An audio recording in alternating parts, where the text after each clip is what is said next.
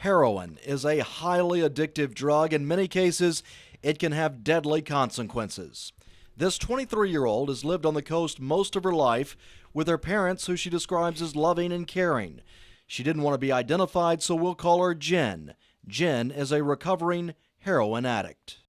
I was totally in love with this drug, and I would have done anything to get it, and I did. At the TNT recovery home in Gulfport, Kevin Dudeneffer needed to take the drug just to feel normal. Couldn't get my day started without it. Hancock County Narcotics Commander Jeremy Skinner says heroin use isn't confined to just one group of people. It's all walks of life, all demographics of people that we're seeing it, but it's predominantly the people that have a prior abuse of prescription pills. That's true for Jen. She was prescribed pain pills following a pair of medical procedures. When the prescriptions ran out, she felt sick from not taking the pills, so she found a way to get them. This guy I went to high school with, he was like selling them, so I'm not really sure where he got them, but that's where I started buying like Roxy's, which are, that's oxycodone. Then she was introduced to needles as a way to shoot up drugs like oxycodone. Not long after, she made the switch. I just dove straight into shooting up heroin. It took just one time, and she was hooked. Skinner says there's a clear reason for the progression from pills to heroin. It's a lot cheaper, and it's a lot more easily accessible on the street than it is to do pills, to get illegal prescription drills now. Hancock County is on the front lines of heroin use in Mississippi, as Skinner says most users are having to go to New Orleans to get it. We've even arrested several people that have told us they make 2 and 3 trips a day to New Orleans just to be able to buy their heroin and come back here to use it. Jen was one of those people who was able to find what she was looking for by just asking people on the street in New Orleans. You got any dope? You got any dope? Like just asking random people, and we found somebody. It's that easy. Needing to use multiple times a day, Jen would work double shifts at her job, but that wasn't enough to pay for her addiction. So she stole from all kinds of people, including her family, and entered relationships just for drugs. Her entire life was centered around heroin, and she was faced with a choice. Sitting in a dope house, that has no electricity or running water, and you're, trying to find a vein, which, all of them are collapsed. So, in the blink of an eye, you're there, and you're like, how did I get here? In what she calls a moment of clarity, she chose change. Leaving drugs behind, she went on a trip with her family. She knew she was going to get sick from withdrawals, and when she did, her family stepped in. On that trip, Jen went to a rehab center. Once back home on the coast, she started going to Narcotics Anonymous meetings daily. It was the first time I felt like I could stay clean. Captain Ryan Hearn with Harrison County's Narcotics Unit says the biggest offense against heroin is stopping someone from using before they ever even try it.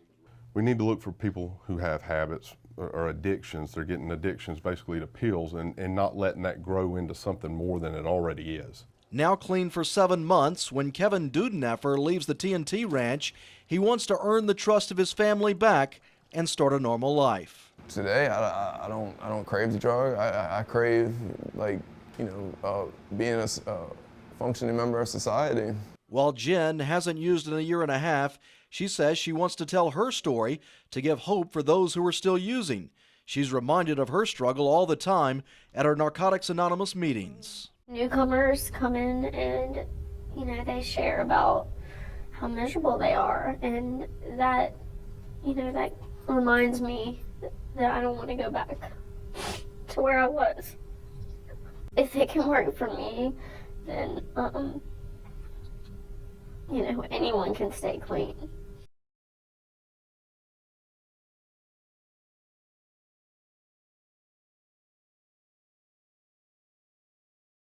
Every day I wake up and pray my son is still alive.